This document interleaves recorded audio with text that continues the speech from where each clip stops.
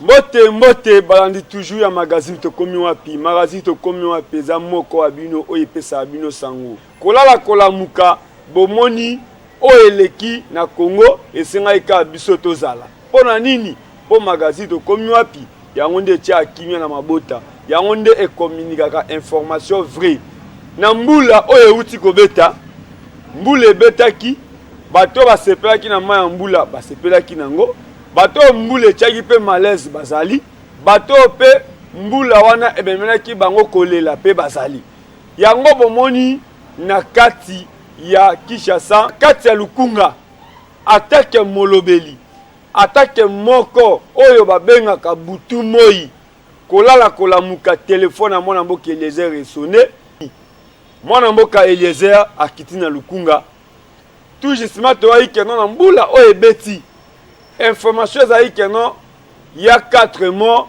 libota moko bakufisi bana 4 sadi bana minei koyoka kaka koyoka esenga kaka ye moko polokola biso tosali nanu te muto akosala pe azate o akotia tembe alakisa yango lelo mwana mboka honorable Eliezer le premier de la classe yango lelo atangoli pona à vivre mbula oyo betaki. Est-ce que c'est vrai? Parmi des gars oyo bomonaki route matadi ndenge katanaki bomonaki passage na ye po moya lobelo ko ya monité ya préféra ye moko amona yango akiti lelo bon d'abord ndenge honorable Eliezer mwana kolo lupango c'est normal ndema mi pesa kombo oyo parce qu'azalaka toujours présent.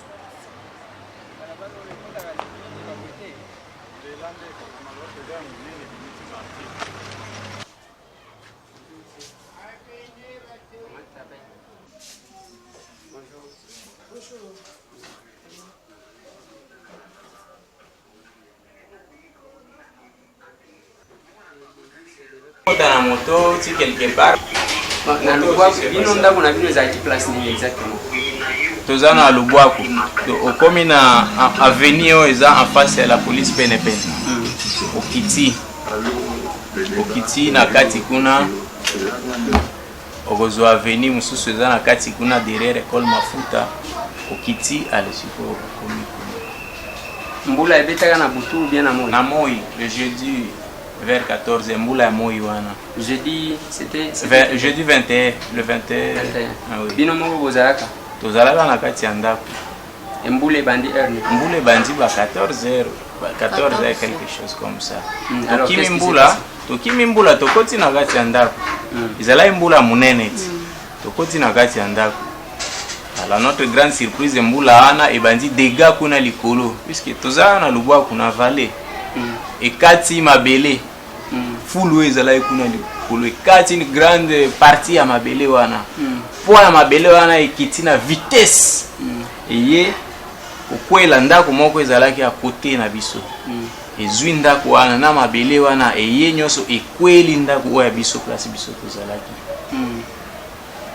événement yango wana na ngai nazalaki na kati par miracle na bundi pona bima na sali de momie na longola babiloko wana ezo simba te na beleli au secours mbule ezobeta makasi na matina beleli au secours ba jeune ya quartier ba yena ba pao na préciser bango place oyo tozalaki place oyo bana bazana quartier ale basali wana bino bozaki place moko na bana ngana azalaki place moko na bana bongo madame ye azalaki kobela azalaki te abimaki nga moko nde nazalaki si ozaki na bana combien au total? Na bana 6 na ngai 7e na kati ya ndako.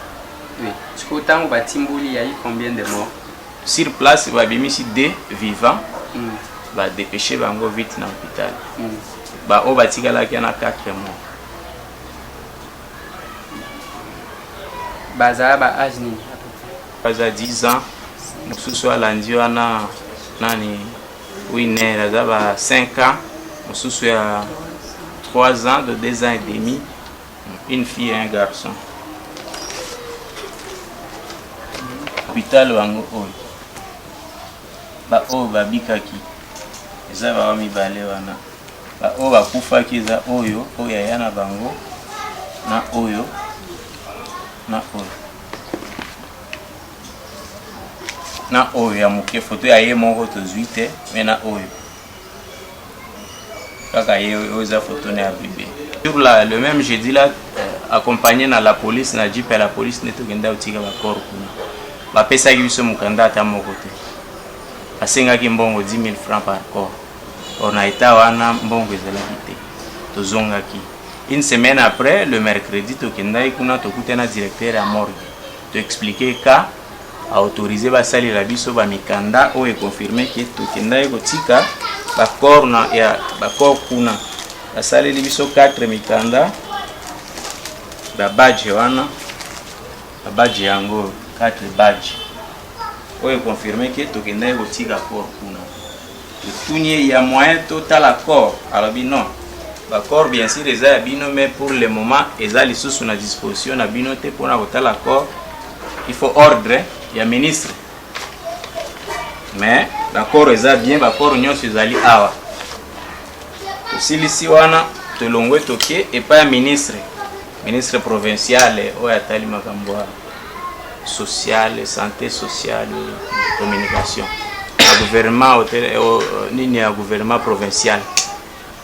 Ok, wana pe ministre yebisi biso aza au courant ya situation wana. Bazo tenir réunion moko le jeudi puisque c'était le mercredi, bazo tenir réunion le jeudi pour na kawana bako benga biso vendredi pour ba pesa biso suite au gouvernement azui pour na ba dossier wana. Na mukuse ndi rapport ya kuna otozana ngo yango wana. Lelo vendredi tozo zela appel na bango. Et nous pas vendredi. Et nous pas vendredi. Ah, ok. Maintenant, kuna mbula wana na quartier. Kaka bana na ndem to bakufaki. Te. Andeora bana nanga ba msusu bakufaki 6. Donc 10 corps o bakufaki na place wana na même parcelle wana. Bawe yangai 4 ya voisine nanga locataire. Moko na ya baerese na bakoko na e mine. Siko bao wana bazali. Bakoro nyonso wana eza kuna kaka. Oui, mais bango pe ba famille wana. Vous en contact na bango? Naza contact na ba famille wana. Sauf que toza contact na oya voisine nanga na poza la ki femme seule. Ndeko na e pe abandai kokutanga kuna na hôpital. Mingi mingi. Numéro na e? Nazana numéro na e. Bongo ya Bayores na bi. Ya Bayores nazana ngote. Numéro na e nazana. Komi kuna sur place tokoye ba soki. Ah soki tokomi kuna tokoye ba soki baza le jeu wa tsini. Je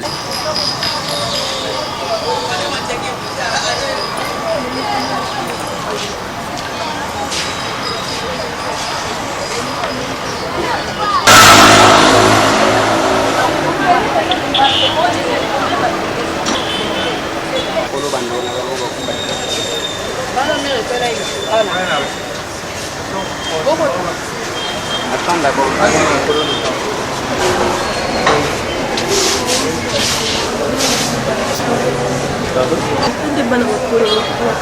On a dit. On a Bon, combien? Bon, combien tikali? 500 $. Il y a maternité.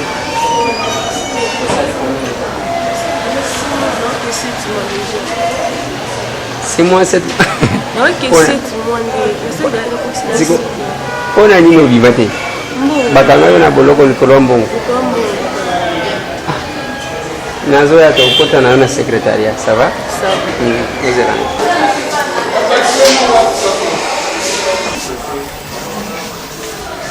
cet accident. Je pense que Dr Kaima va pouvoir vous présenter ce qui en est de leur clinique dans l'évolution. Dans l'évolution, c'est qu'il y avait d'abord à l'entrée des contusions musculaires et une petite plaie. Alors avec l'évolution, ça s'est infecté. Alors, vu le terrain qu'il y avait, parce que nous avons remarqué qu'il y avait un terrain de malnutrition. Donc, comme vous savez, avec la malnutrition, la cicatrisation est difficile.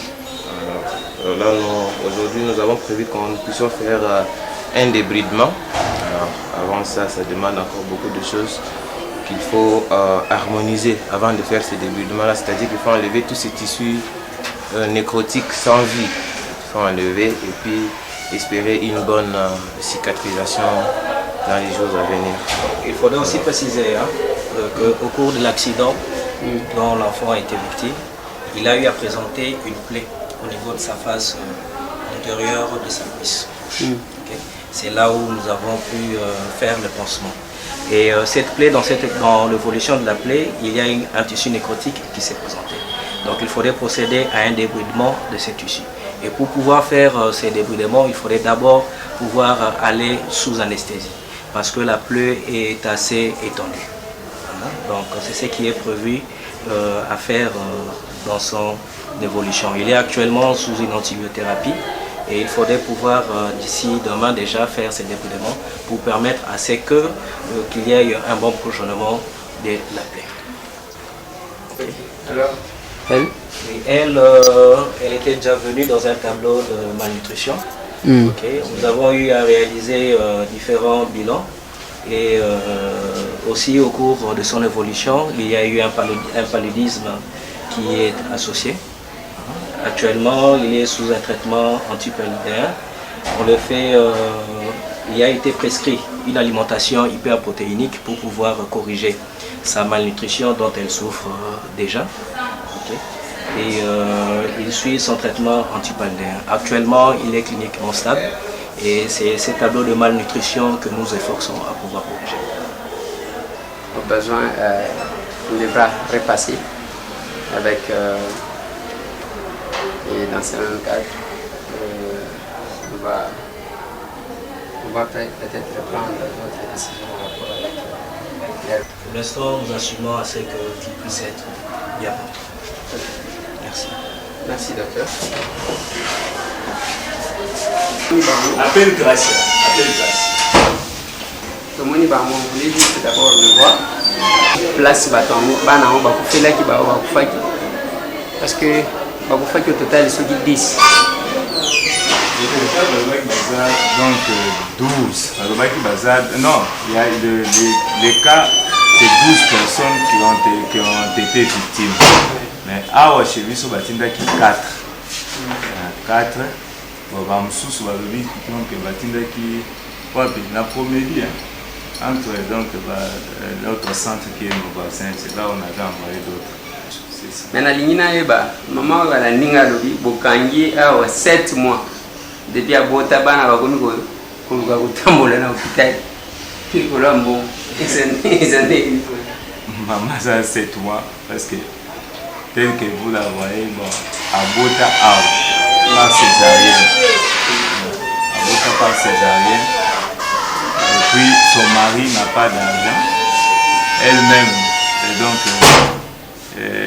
sa famille n'a pas d'argent. Nous avons seulement fait notre travail, la prise en charge, nous l'avions fait. Aboutissé normalement, par césarienne, elle connaît.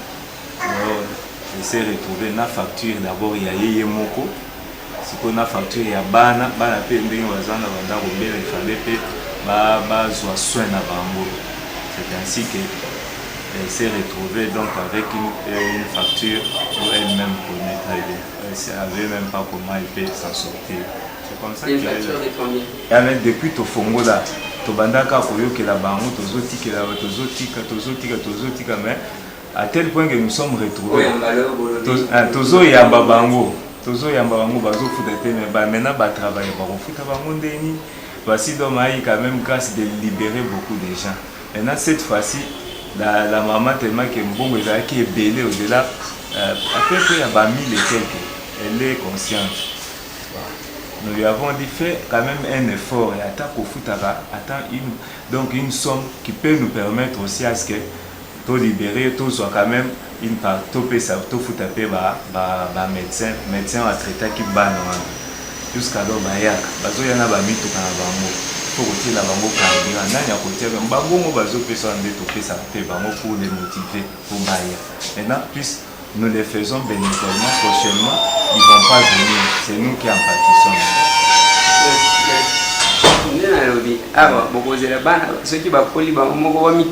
Quelle est la solution que vous proposez?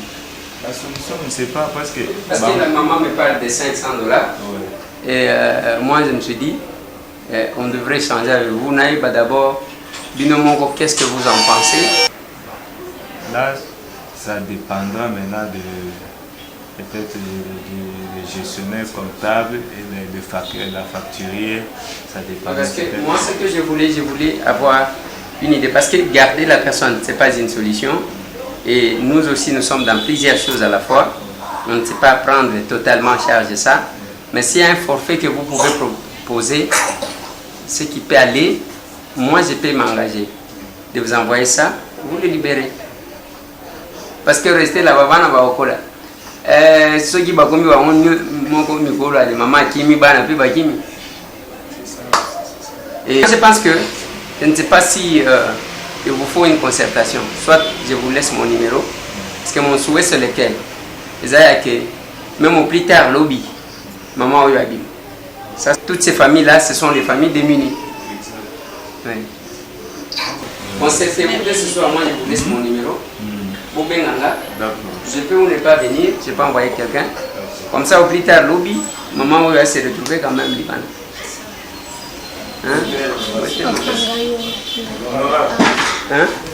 Nangai nazobela na deja na bi makambo ete papa. Bazo c'est la rapport à Abela kana zana dema na tika.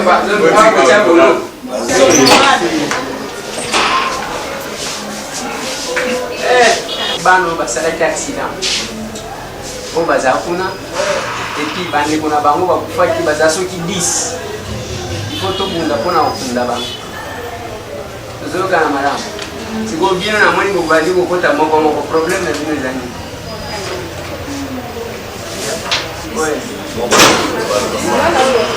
Excuse, papa, mwana ondo mwana babotama na César, papa kokisi seti mwa linga tambola. Papa souka na bimana mwana na hôpital papa. Mais c'est 7 mois, maman bata bota César. Papa mwana zala lisute, papa ba violaka ngai. Papa mwana zala te papa souma ngai vraiment. Papa ba violaka ngai papa, ba violaka ngai.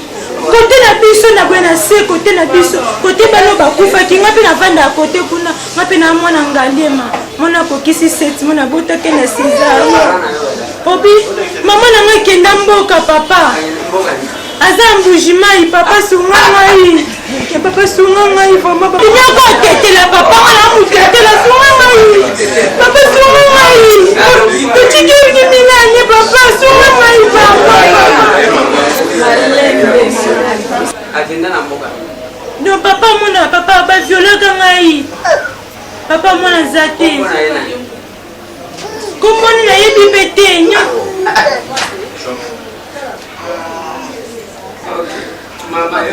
papa nga asalaki accident te nasala accident moto akosunga nga aza te awa mpe nazala ndeko te yango wana kangama awa na hôpital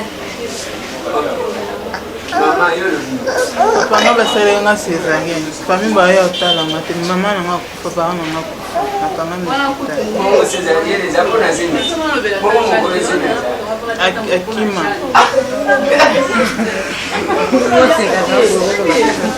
nga maladi papa nanga maladi sikoyo mbongo basenganga nafuta ndambo etikala 370 $370.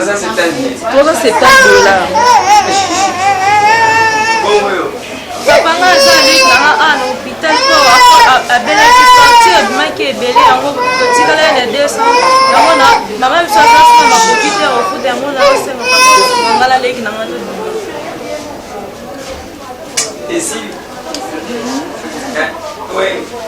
nga mpe naza na mama abelaki motema bapomo facture sikoyo eza ebele yango nde tofani $500.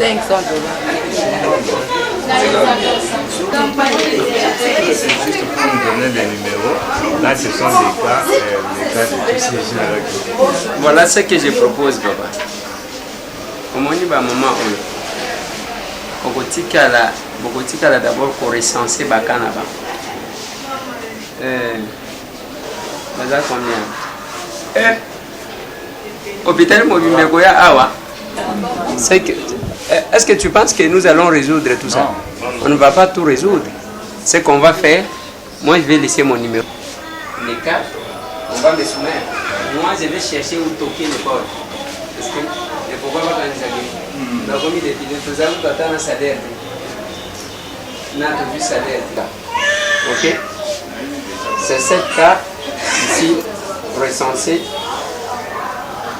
Vous allez m'appeler pour me donner d'abord ce que ça veut. J'aimerais que l'hôpital puisse aussi se décharger. Il faut proposer un forfait. Parce que si vous allez dans le cadre d'une facturation normale, ça risquera d'être très compliqué. Hein, papa? Okay. Donnez-moi un instrument. Ba maman, nalobi boye.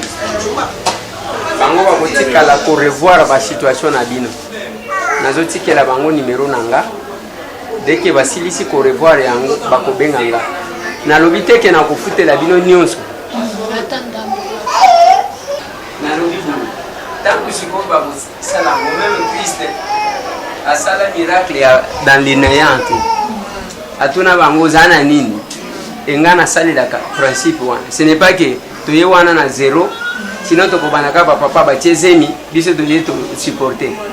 Bilengi ya bino moko, biso to futa. Est-ce que ça là? Et c'est la tête? Hein?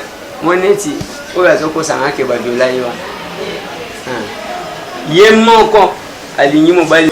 Siko wazoko sanga ke ba viola yi. Et puis condition ka mongongo bo. Yo zo mona ha mwamuki.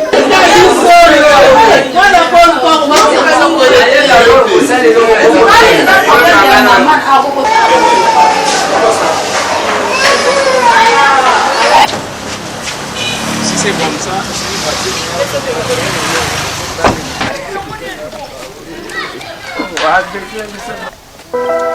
Ndeko Eliezer, mwana kolo lopango, magazine tokomi wapi, 18 et 4 boy. Kotanga na pasi tokomi wapi, tolia na pasi tokomi wapi, nisala ezate tokomi wapi, pepe kongole tokomi wapi, kotanga na pasi tokomi wapi, tolia na pasi tokomi wapi, nisala ezate tokomi wapi, pepe kongole tokomi wapi. Combien de gens qui meurent avec maladie incurable, combien des enfants à l'école, ça devient remarquable. Tout ça, ça montre qu'on a pour le nutrition, combien de diplômés sont dans les coins pour faire les discussions. Ça montre que chez nous il n'y a pas de boulot. On fait des études comme si on est dans une rouleau. Ça fait étonner, les députés sont des parlementaires, mais quand ils sont là-bas, tous les paroles sont tombées par terre. Qui sont pour, qui sont contre, c'est leur habitude. Nous tous on connaît, on n'a pas besoin de problèmes, nous avons besoin de vie sociale. Là, si on a la télé, ndako nanga isuka, ndako ezalaki awa. Ezalaki awa etali boye. Place wana ndako mususu pe ya munene 4 chambres salon ezalaki na ele. Ndako ezalaki lokola awa na ndako mususu ezalaki wana bu 4 chambres. Mama batinga ezalaki mama mama batinga ezalaki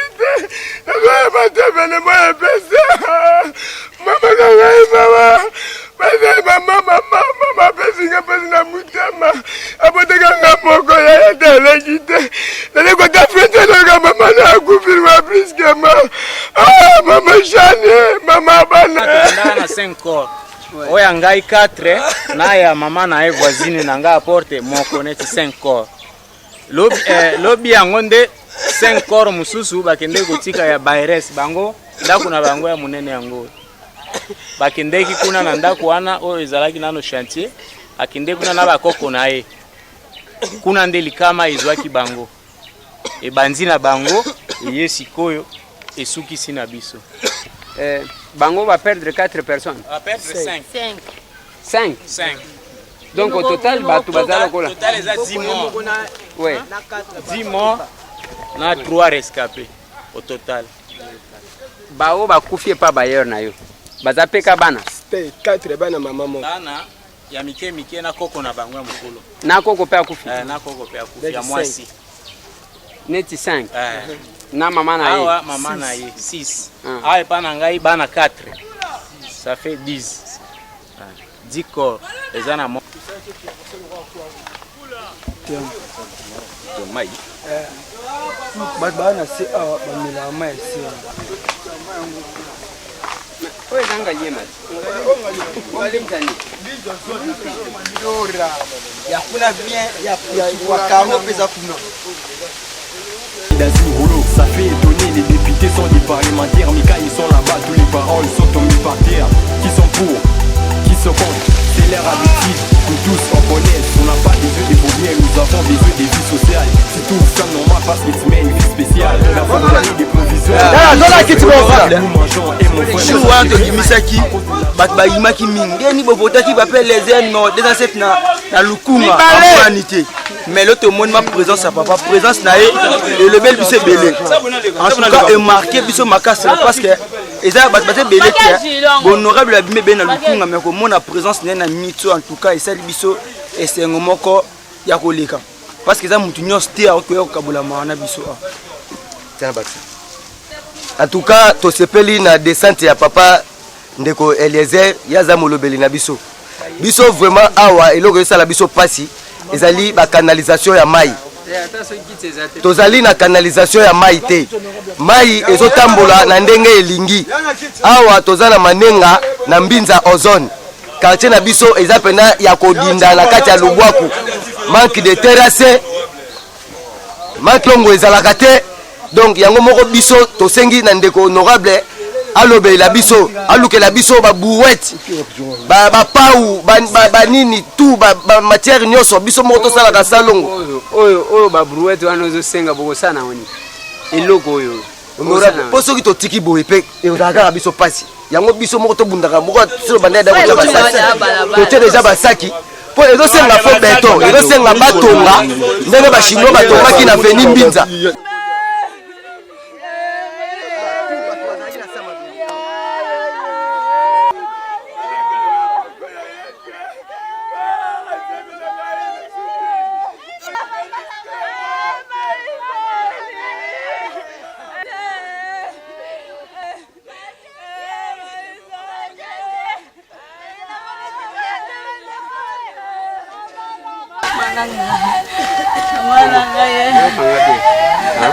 Parce que je vais repartir.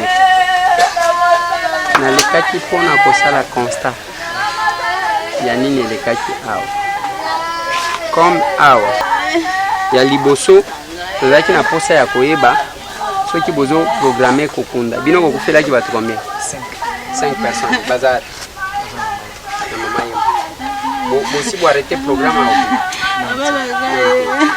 ok. Point de contact, c'est la famille.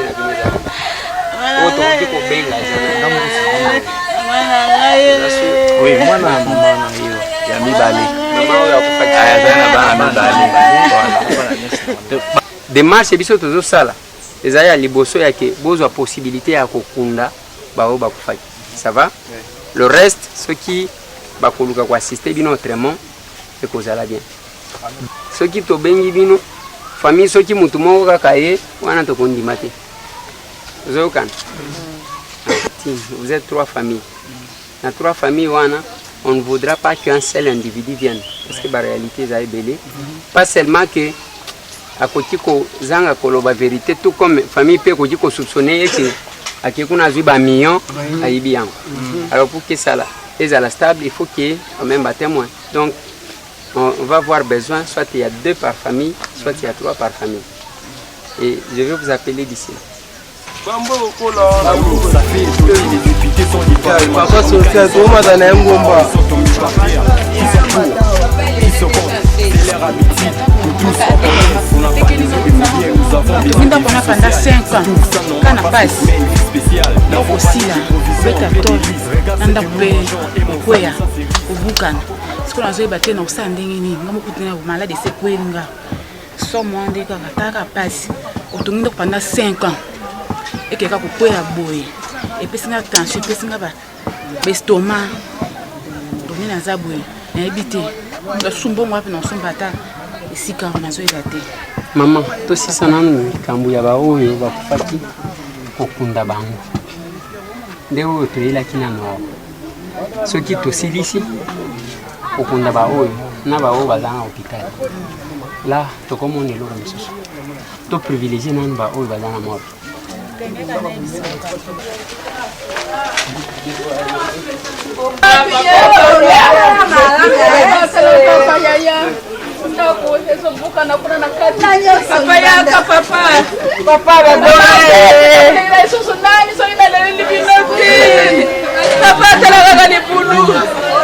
Papa libulu na ukende wapi na bana Yesu papa nalinga kabina mingi na monyene musolaka papa botela ngai libulu ndakukona na kati beti bapandi papa papa botalanga makambo papa fanti nazolala na salo papa papa bosunga ngai soki bila bosunga ngai te nani mususu papa oyakila ngai mawa mama fezi na ukende wapi nalobi bo na kozunga mais toyaki nanu kotala likambo ya baoyo bakufaki na se bana wana parce que na bafundami te baza na kati ya mort nde nayaki kokutana na bafamili na bango tokende nanu tokunda bango na kozonga papa pardon kobosana ngai te papa kobosana te kobosana ngai te c'est l'air habituel que tous on connaît. On n'a pas besoin de vos biens, nous avons besoin des vies sociales. C'est tout ça, des provisions, gré des vies, regarde ce que nous mangeons. Et mon frère, ça c'est vie.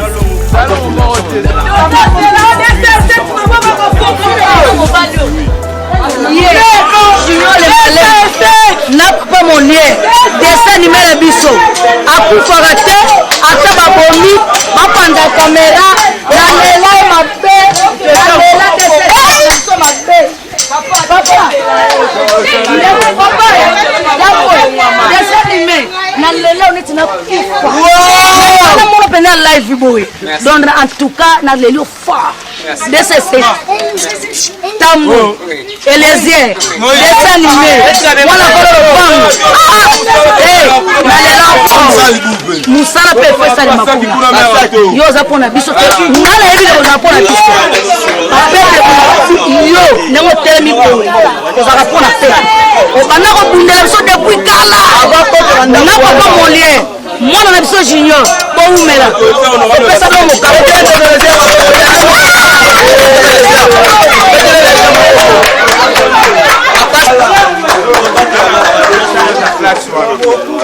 Nana la charge.